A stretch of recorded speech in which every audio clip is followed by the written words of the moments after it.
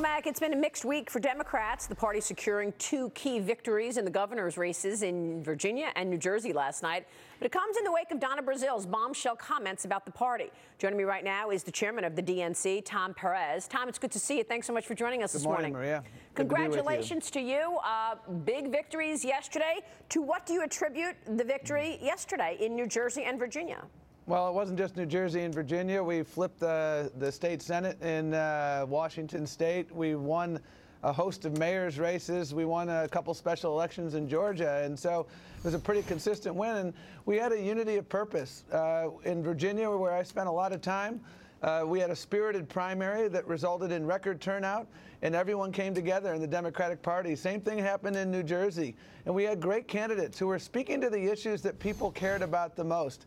A lot of health care voters out there. They don't like what Donald Trump and the Republicans are doing to take away their health care. They've got family members with opioid addiction, and they're about to lose their health care. They don't understand that. And so yeah, but we know, when you have healers like Ralph Northam, that is a big deal. And we ran candidates and organized everywhere, Maria. And you look at the House of Delegates in Virginia.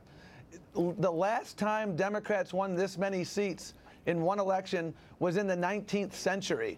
And we won this by organizing and, again, putting our values into action. And you've already sent a fundraising letter, right? You've already sent a fundraising letter. I mean, obviously, the Republicans have been raising more money than the Dems, but you've got the fundraising letter out on the news, given the victories yesterday.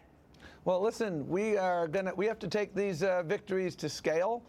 We've had a very, I think, solid plan, and our plan is to organize everywhere, compete in every zip code, till we won 3 special elections in legislative seats in Oklahoma earlier this year, because we organized, we had good candidates, and we talked about the issues that people cared about. So in that Oklahoma, would be jobs. It was education. You feel like, jobs. As opposed to the 2016 election, you feel that the Democrats now have a clear message that you want to create jobs, like what President Trump has been saying.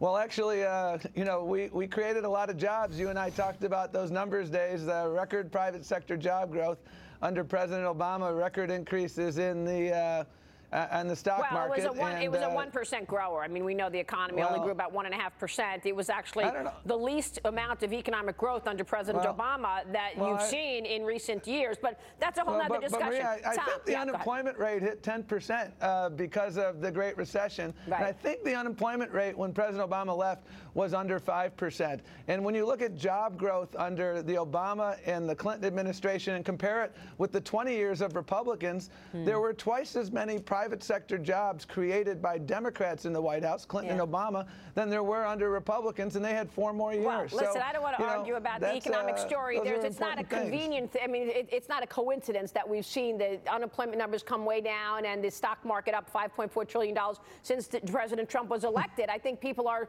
looking at a different growth story and a different trajectory after, of course, we're coming off of what you said, 10% and the worst financial story in a generation. But I got to ask you about Donna Brazil, Tom. Obviously, she's railing against the DNC in her new book. We've seen her all over the place, revealing fresh divides within the party in the aftermath of the 2016 election. And she had some choice words for her critics. Listen to this. Got to get your reaction, Tom. For those who are telling me to shut up, they told Hillary that a couple of months ago. You know what I tell them? Go to hell. I'm going to tell my story. I want to tell my story, George. And I say go to hell because why am I supposed to be the only person that is unable to tell my story? What is going on, Tom? What is her motive? Why do you think she's doing what she's doing? Hey, Donna's a good friend, and I think you need to ask her that question. What I can tell you, Maria, is I was out on the stump everywhere. There wasn't one person who asked me about Donna Brazil in the past. They were asking me about their health care. They wanted to continue the progress that Terry McAuliffe had made in Virginia. They wanted to make sure we had people who were uniting us and not dividing us. And that's why Donald Trump was on the ballot. And there was a real division within the party, Tom. I mean, come on. There was a whole conversation happening, and that conversation is going on right now, that it was rigged, that everybody was behind Hillary Clinton and not Bernie Sanders, and that's what Donna Brazil is saying. Let me ask you this. If the Democratic National Committee and Debbie Wasserman Schultz had been neutral, let's say they were neutral and they weren't in the tank for Hillary, would Bernie Sanders have gotten the nomination? And perhaps would he be president today? What do you think? Hillary Clinton won the Democratic primary by 4 million votes. She won the popular election by over 3 million votes. Now we know it was rigged. But, Tom, now we know it was rigged. Maria, I understand that when the Democrats win, as they did across the board last night, that you'd like to focus on other things. I think the most important question that your listeners want to know is, how is it that the Donald Trump that you're touting kind of got their clocks cleaned last night? And that's because they are taking away health care from people. They're dividing our communities. We need healers. We need people who are going to bring people together. We know that Obamacare, that's why we're doing it. Tom, we know that Obamacare was imploding before Donald Trump. I mean, everybody knows that. But let me ask you, have you spoken to Bernie Sanders? Have you spoken to Bernie Sanders? Tom, you're the head of the DNC. Have you spoken to Bernie Sanders since she made those claims, Donna Brazile? Maria, I'm just so befuddled. Did you see the record enrollments for the Affordable Care Act at the outset of the enrollment period? Have you seen the increases in premiums, Tom? Up 116% in Arizona, up double digits across the country. Everybody knows this story. It's an old story, Tom. We know it. Have you spoken to Bernie Sanders? Have you spoken to Bernie Sanders? Maria, I have been out on the stump campaigning for people. I've been focused on the future. I was helping Democrats win in Virginia. Don't you think you owe him a phone call? Does somebody owe Bernie Sanders a phone call, since now we know what took place and everything was rigged and you were behind Hillary Clinton when, in fact, he actually could have fairly gotten the nomination and didn't? You haven't spoken to him since Donna Brazile's comments? You know, Maria, we're all focused on winning elections. We're focused on the future here. I've had many conversations in the past. Unfortunately, Bernie Sanders' hopes were dashed because it was rigged. So you haven't spoken to Bernie Sanders, Maria, and you don't think. I don't know if this is a lecture or a Q&A. You tell me. I thought this was supposed to be a back and forth, but maybe it's not. No, it is. It is, absolutely, Tom. I'm trying to ask you a question, but you're not answering the question. Do you think Bernie Sanders would have gotten the nomination? Would Bernie Sanders have gotten the nomination if Debbie Wasserman Schultz and the DNC were neutral? Again, that's it. That's the question. Maria, states run primary elections. The Democratic Party and the Republican Party do not run primary elections. Hillary Clinton won the Democratic primary by 4 million votes. She won the popular vote by 3 million votes. You know, after I took over the DNC, I traveled for a week with Senator Sanders. Cleaning it up? Because the question is, working to make sure. You were a fantastic labor secretary, Tom. You and I used to talk all the time about the job story. And I assumed you didn't interrupt me as much then as you do now, Maria, I assumed you would get in there. I don't know why.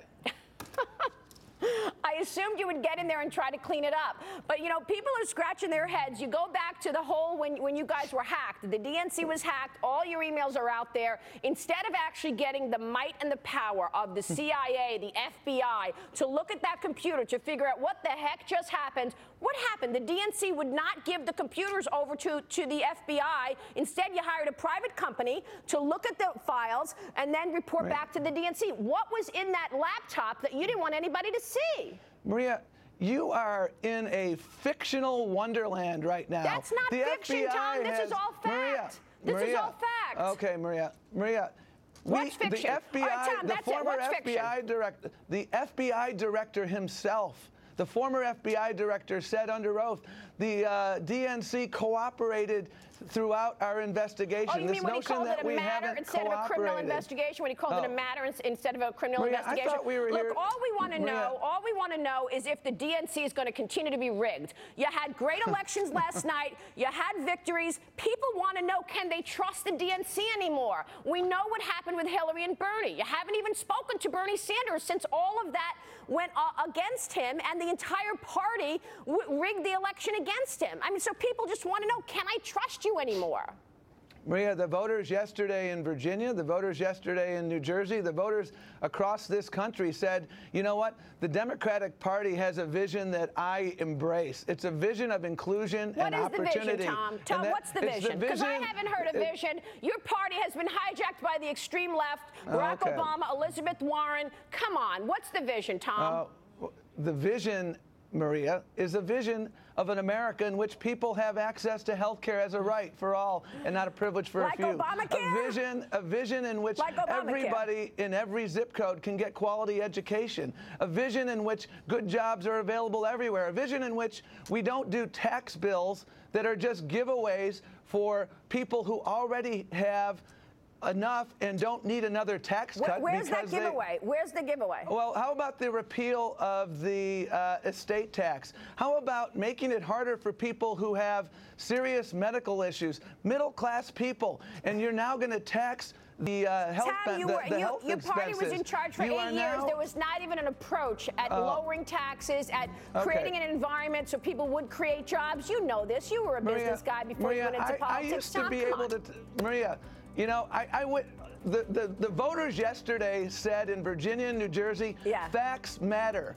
When Donald Trump lies, they will do that. And I wish the facts could be part of our conversation, but they don't appear to be. Thank you, Tom Perez.